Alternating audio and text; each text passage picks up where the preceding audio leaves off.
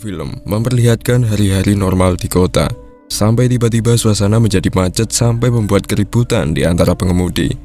Ternyata seorang pengusaha tiba-tiba menghentikan mobilnya di tengah jalan, karena tanpa alasan yang jelas, dia mendadak menjadi buta total. Sekelompok orang mendekatinya untuk membantu, dan pengusaha itu menjelaskan keluhan pada matanya. Setelah tahu bahwa pengusaha ini buta, seorang pria tiba-tiba ngotot untuk mendekat dan mengaku bersedia membantunya untuk pulang. Pengusaha pun diantar oleh pria itu, tapi ternyata dia memiliki motif jahat untuk memanfaatkannya.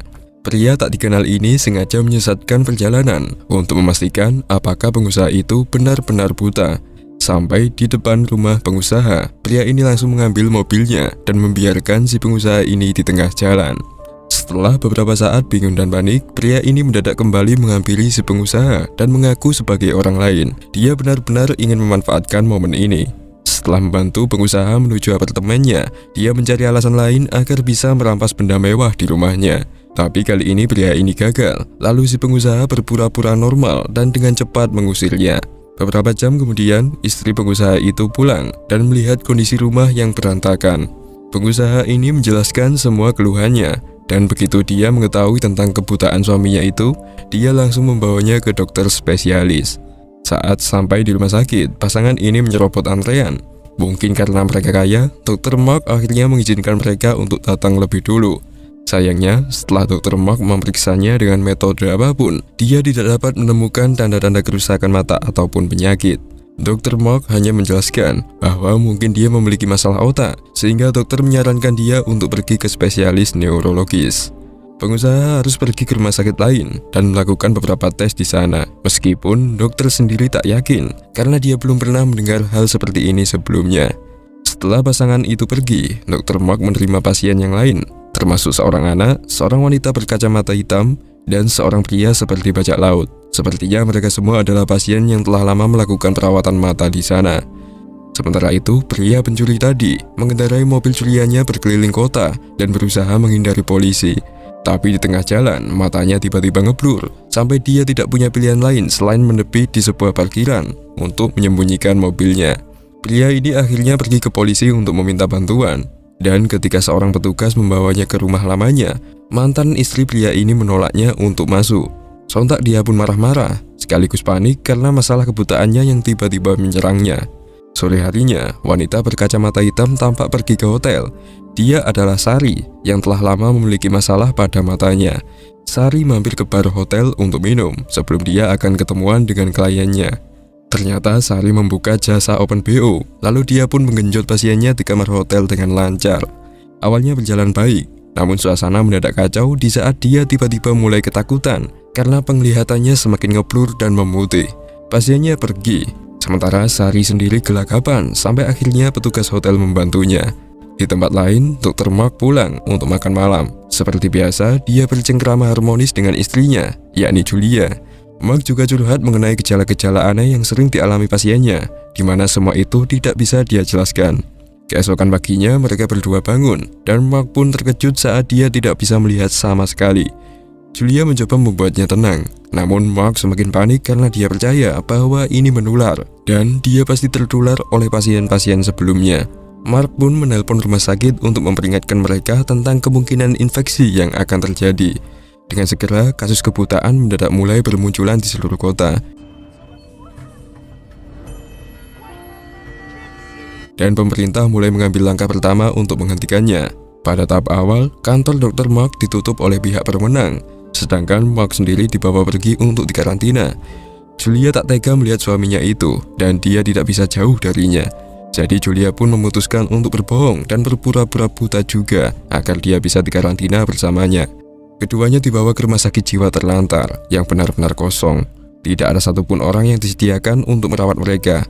Setiap kasur hanya diberi satu telepon untuk menghubungi penjaga di luar, namun hanya dapat digunakan untuk keadaan darurat saja. Dan setiap kasur juga harus memiliki perwakilan sebagai satu-satunya orang yang dapat menggunakannya. Segera setelah itu, lebih banyak orang mulai berdatangan, seperti pria pencuri yang diketahui bernama Don, wanita kacamata hitam yakni Sari, lalu anak kecil yang bernama Michelle, dan juga si pengusaha yang dipanggil Yusuke. Di sini, Mark dan Julia setuju untuk merahasiakan bahwa dia bisa melihat, dan Julia pun berpura-pura seolah-olah dia buta. Selama hari pertama, Don dan Yusuke terlibat cekcok karena masalah pencurian mobilnya. Mereka berdua bertengkar. Beruntung Julia datang untuk memisahkan mereka. Berikutnya, untuk ke kamar mandi pun mereka harus berangkat sendiri. Tak ada petugas sama sekali yang memandu mereka. Untungnya, Julia secara sukarela mau untuk membantu mereka mencapai kamar mandi. Mereka berjalan baris, tapi momen ini malah dimanfaatkan oleh Don untuk mencolek Sari. Sampai akhirnya dia terkena sepak dari Sari. Don mengeluh dan mengalami cedera kaki yang akhirnya dibalut oleh Mark dan Julia dengan baju karena tidak ada kotak P3K sama sekali. Pada malamnya, Julia menolak untuk tidur karena dia takut jika dia akan buta setelah bangun nanti. Dia juga khawatir soal luka yang dimiliki Don karena itu bisa infeksi jika dibiarkan. Tahu keluhan istrinya itu, Mark mencoba menghiburnya, tetapi Julia lebih memilih untuk jalan-jalan di luar untuk mengatasi kekhawatirannya ini.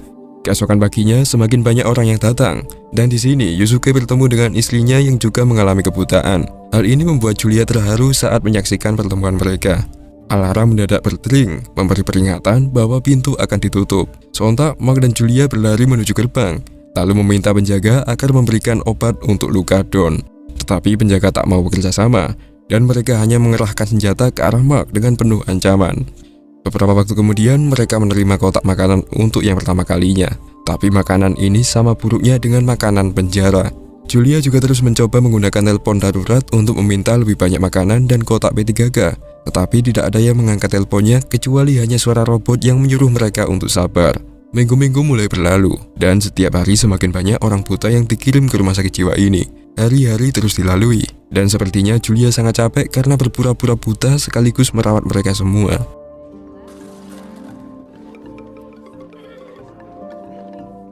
Jadi, suatu hari, Julia berinovasi dengan membuat petunjuk jalan yang terbuat dari tali dan menyuruh mereka untuk tetap disiplin. Namun, ketertiban ini segera menjadi tidak mungkin. Karena semua orang buta, mereka berhenti mempedulikan kerapian. Orang-orang mulai berkeliaran tanpa busana dan buang air di tengah lorong. Tanpa waktu yang lama, rumah sakit ini dipenuhi oleh kotoran mereka. Sampai saat ini pun tidak ada satupun juga petugas yang mau mendekati mereka. Di lain sisi, Yusuke menghibur istrinya yang bercerita tentang masa muda mereka. Bukannya bahagia, istrinya malah tidak tahan setelah memikirkan masa-masa bahagia. Suatu sore, Julia tak sengaja mendengar suara berisik. Lalu dia menemukan pria bergaya seperti bajak laut yang sedang mendengarkan radionya. Pria itu memperkenalkan dirinya sebagai Denny. Julia pun menyuruh Denny untuk berbagi berita yang ia dengar dari radionya kepada semua orang, karena mereka semua sangat ingin tahu apa yang terjadi di luar sana. Denny setuju, lalu menjelaskan bahwa tidak banyak lagi stasiun radio yang tersisa. Tapi ia sempat mendapatkan informasi terakhir, dan dia pun bercerita semua kronologinya. Dia mendengar bahwa 24 jam pertama, ada ratusan kasus yang diselesaikan oleh pemerintah hanya dengan mengirim orang yang buta ke rumah sakit jiwa. Kasus semakin banyak, sampai-sampai pemerintah mengadakan konferensi internasional demi menyelesaikan epidemi ini. Namun ketika pertemuan antar negara diadakan, suasana menjadi kacau saat salah satu pemimpin mengalami kebutaan. Pemerintah diketahui telah terserang kebutaan, sehingga para petugas keamanan hanya memberi dua pilihan, yakni pergi ke rumah sakit atau karantina mandiri di rumah masing-masing. Kabar juga bermunculan bahwa tanda kebutaan juga muncul di belahan negara lain, sehingga hubungan diplomasi antar negara pun terputus. Orang-orang mulai bosan menunggu di rumah dan mencoba untuk keluar. Tapi pihak keamanan sudah berjaga-jaga dan menangkap siapa saja yang melanggar aturan. Kota menjadi kacau, kecelakaan mobil terus terjadi. Bahkan pesawat juga mulai berjatuhan juga. Warga mulai ketakutan dan memutuskan untuk tinggal di rumah. Jadi sekarang kota ini menjadi seperti gurun. Dan pemerintah tidak bisa melakukan apa-apa, kecuali hanya mengeluh karena mereka juga buta. Beberapa hari kemudian, lebih banyak kelompok buta yang dibawa secara paksa ke rumah sakit jiwa. Walaupun ruangan sudah penuh, tapi mereka masih diperlakukan secara brutal. Tidak ada otoritas yang lebih tinggi membuat para petugas bertindak semena-mena. Bahkan mereka tak segan-segan menembak salah satu pria gangguan mental yang ketika itu sulit diatur. Suara tembakan itu memicu kepanikan masyarakat, dan semua orang bergegas masuk gedung dengan saling dorong tanpa peduli yang lain. Bahkan lebih buruknya, para penjaga bahkan tidak datang untuk mengambil jenazah itu, membiarkannya membusuk di tempat itu. Sampai esoknya, Julia yang turut prihatin meminta sekop kepada penjaga. penjaga hanya melempar ke tengah halaman tanpa beranjak dari menara sama sekali. Karena Julia masih berpura-pura buta, dia menanyakan arah kepada petugas, dan mereka pun mempermainkannya sampai dia menemukan skopnya. Julia membalas perlakuannya itu dengan ejekan, dan hal ini hampir saja membuat dia ketahuan bahwa dia sebenarnya bisa melihat. Sementara itu, Mark mencoba ngobrol dengan perwakilan dari kelompok di ruangan lain untuk gotong royong melakukan penguburan, karena masih ada 2 mayat lagi yang belum dikubur di luar sana. Mark juga ingin membahas bahwa salah satu kelompok di ruangan ini telah mengambil lebih banyak makanan daripada mereka. Pria di sudut kasur itu mendadak angkat bicara, berkata bahwa dia tak terima dengan ucapan Mark itu. Dia bernama Gail, yang mengaku sebagai pemimpin di zona ini.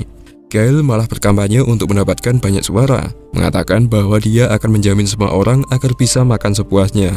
Semua orang di ruangan ini setuju dengan ucapan Gail itu, sehingga membuat Mark gagal untuk mengajak mereka bekerja sama. Sementara itu, Julia pergi memeriksa kondisi Don yang sedang demam. Tentu, karena kakinya mengalami infeksi serius. Julia memberinya semangat untuk hidup, namun Don tiba-tiba mengancamnya, mengatakan bahwa dia tahu jika sebenarnya Julia tidaklah buta. Hal ini membuat Julia panik, lalu dia bergegas kembali menemui Mark untuk menangis dan merasa bersalah. Sementara itu, Don sendiri tak tahan lagi dengan rasa sakit ini. Menunggu kematian hanyalah akan menyiksa dirinya. Karena keputusasaan ini, Don pun menyeret tubuhnya keluar dan membiarkan tentara menembaknya. Don akhirnya tewas, lalu esoknya dia dikuburkan oleh 3 orang ini. Setelah menguburnya, Julia menjadi merasa bersalah dan mulai bertanya-tanya apakah dia harus mengatakan yang sebenarnya kepada semua orang. Mark mendesak dia untuk mengaku saja, karena dia tidak tega menyaksikan istrinya yang bertindak selayaknya seorang babu itu. Jika Julia mengaku bisa melihat, kemungkinan besar dia akan naik pangkat dan berkuasa. Namun Julia tak mau melakukannya. Dia masih mencintai Mark, dan dia tidak ingin mengambil resiko untuk itu. Tapi Mark malah marah, berkata bahwa hubungan mereka terasa layaknya ibu dan anak. Mark merasa menjadi pecundang, karena dia tidak bisa melakukan apa-apa di hadapan istrinya itu. Julia hanya tersenyum, lalu pergi untuk melanjutkan kegiatannya. Beberapa hari kemudian, Gail yang selama ini berambisi menjadi pemimpin, berhasil menemukan ruangan para petugas yang jauh sebelumnya telah ditinggalkan. Ruangan ini juga berisi setumpuk makanan yang siap untuk diedarkan. Di sini Gail dibantu oleh sosok pria brewok bernama Muri, yang mana pria ini mengalami kebutaan sejak lahir. Jadi dia memiliki pemahaman yang lebih baik tentang bagaimana menjalani hidup seperti ini. Gail berlanjut menggunakan mikrofon PA darurat untuk membuat pengumuman bahwa mulai sekarang dia adalah raja, dan siapapun yang ingin mendapatkan makanan, maka mereka harus membayar. Beberapa aturan baru juga ditetapkan, termasuk penggunaan toilet, pemindahan kamar, dan sebagainya. Aturan ini ditolak sampai segera terjadi kekacauan di dekat penyimpanan makanan, karena semua orang berjuang untuk mendapatkan makanan itu.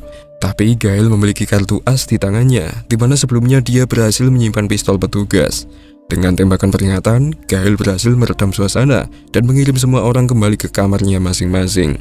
Dia kembali mengumumkan bahwa Gail dan antek-anteknya akan menjaga sepanjang hari dan mengancam akan menembak siapapun yang mencoba mencuri makanannya ini.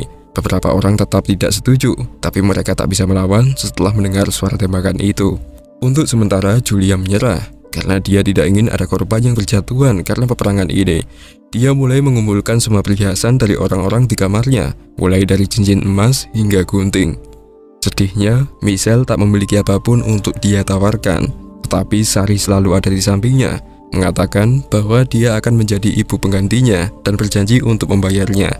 Di gudang makanan, Muri menggunakan pengalamannya untuk mengidentifikasi kualitas benda yang dibawa penduduk dengan merabahnya. Bahkan dia bisa mengidentifikasi apakah benda itu besi atau emas. Tidak peduli seberapa mahal perhiasan itu, Gail hanya memberikan beberapa kotak untuk peruangan dan mengancam siapa saja yang berani mengeluh. Ketika giliran Mark, Gail sempat takut setelah tahu bahwa kelompoknya menyetorkan perhiasan yang melimpah. Artinya Mark adalah orang kaya, tapi Gail hanya memberinya 1 kotak untuk 1 ruangan. Mark mendengar suara alat braille yang sedang digunakan oleh Muri. Di sini Mark pun tahu bahwa ada pria buta berpengalaman di kubu mereka. Mark marah, menuduh Muri tidak bermoral karena dia memanfaatkan kesusahan masyarakat. Tapi Gail segera mengancamnya dengan pistol sampai membuat Mark mundur. Kini setiap hari, orang-orang harus berbagi makanan untuk 1 kotak. Mark pun selalu menyendiri dan sedikit depresi karena tidak ada seorang pun yang mau mendengar ucapannya. Kehidupannya sangat berbalik 90 derajat, membayangkan betapa bergunanya dia saat masih menjadi dokter. Julia mencoba menghiburnya, tapi Mark selalu kasar padanya. Ketika ruangan sepi, Sari mendekatinya untuk menghibur Mark. Mereka bercerita satu sama lain, merasa nyaman, dan akhirnya genjot.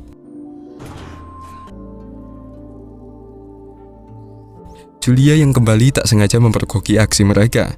Tapi alih-alih marah, dia hanya memberitahu Sari bahwa sebenarnya dia bisa melihat. Dia bisa melakukan apapun jika dia mau.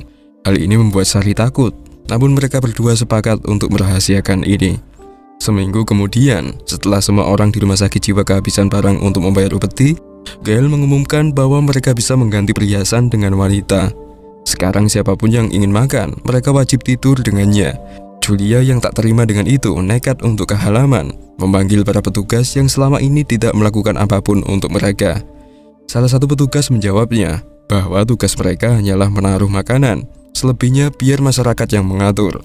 Ini membuat Julia bertemu jalan buntu, sehingga mau tak mau dia harus menurut dengan aturan yang telah dimonopoli oleh Gail. Perdebatan pun dimulai, di mana beberapa wanita tentu tak setuju jika harga diri mereka dijual. Orang pertama yang setuju adalah Sari. Setelah mendengar itu, beberapa wanita pun setuju, termasuk Julia. Istri Yusuke awalnya menolak, mengklaim bahwa dia memiliki budaya kuat, yakni lebih baik mati daripada jual diri. Tapi akhirnya dia berubah pikiran dan setuju untuk menjual tubuhnya. Sontak hal ini membuat Yusuke depresi sebagai suaminya. Para wanita pun berangkat ke ruangan Gail, lalu Mori menyambut para wanita itu. Pesta untuk mereka pun berjalan, tapi orang-orang itu bertindak kejam. Bahkan mereka bertindak terlalu jauh sampai membunuh salah satu wanita.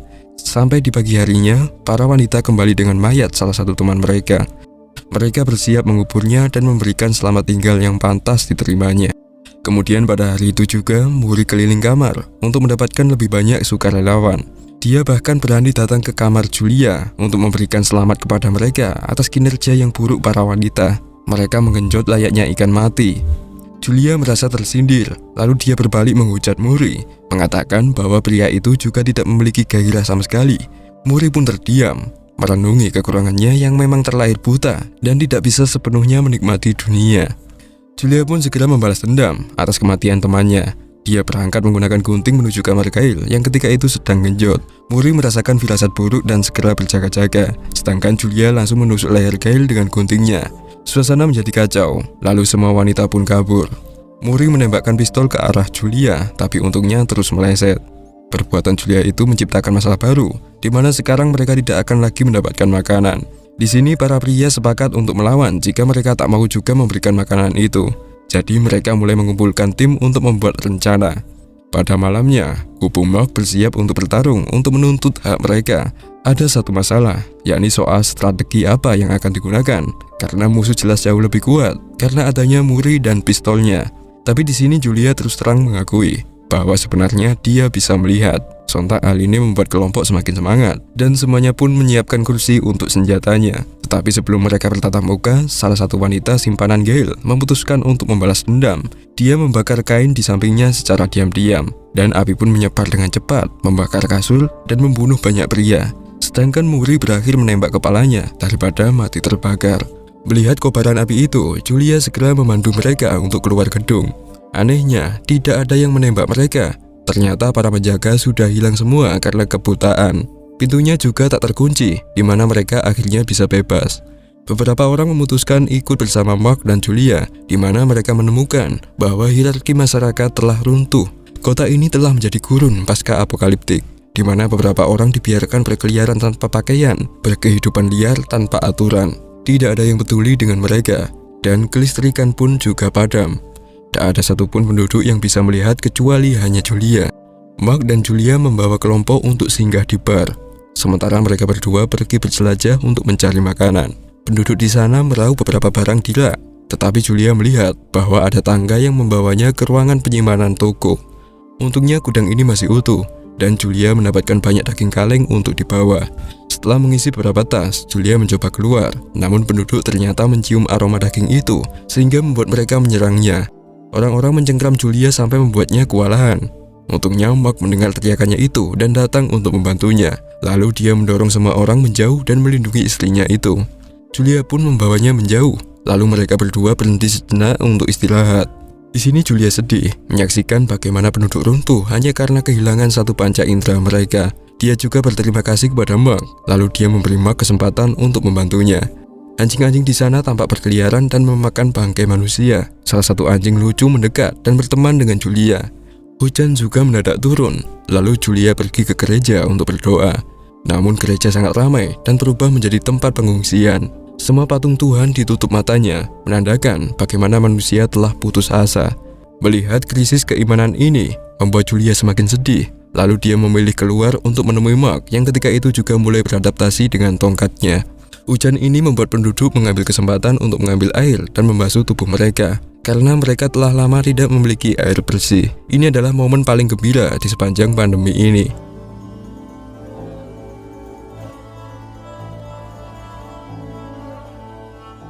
Mark dan Julia kembali ke bar dan membagikan makanan untuk kelompok. Mereka juga memutuskan untuk bermalam di sana dan juga tak lupa untuk mengucapkan terima kasih kepada Julia. Lalu di pagi harinya, kelompok ini keluar lagi untuk pergi menuju rumah Mark dan Julia. Perjalanan yang lumayan panjang pun dilalui. Singkat cerita, mereka sampai di rumah dan mulai membangun rutinitas normal. Sekarang kelompok ini telah sepenuhnya percaya dengan Julia. Dengan metode yang diajarkan Julia, mereka sekarang bisa membersihkan apartemen dan berbagai pakaian. Mereka hanya keluar rumah ketika mencari makanan, dan mereka akan mengumpulkan dan mencuci pakaian menggunakan air hujan. Air tampungan akan digunakan mandi bersama. Sementara Danny ingin tinggal bersama mereka selamanya, karena mereka telah menjadi sebuah keluarga, dan istri Yusuke akhirnya bisa berdamai kembali dengannya. Malam hari dilaksanakan dengan hangat, ditemani oleh lampu obor di tengah meja. Beberapa minggu kemudian, saat semua orang bersiap-siap untuk sarapan, Yusuke mendadak bisa melihat, lalu dia pun berteriak ke semua orang. Awalnya mereka tak percaya, namun satu persatu dari mereka ternyata pulih, membuat mereka sangat bahagia. Mereka belum terlambat untuk memperbaiki semuanya, dan ini adalah pelajaran yang sangat berharga bagi mereka untuk lebih mensyukuri apapun yang telah diberikan kepada mereka. Oke guys, begitulah seluruh alur film Blindness tahun 2008. Tulis di kolom komentar bagaimana pendapat kalian setelah menyimak review kali ini guys. Dan terima kasih telah menonton.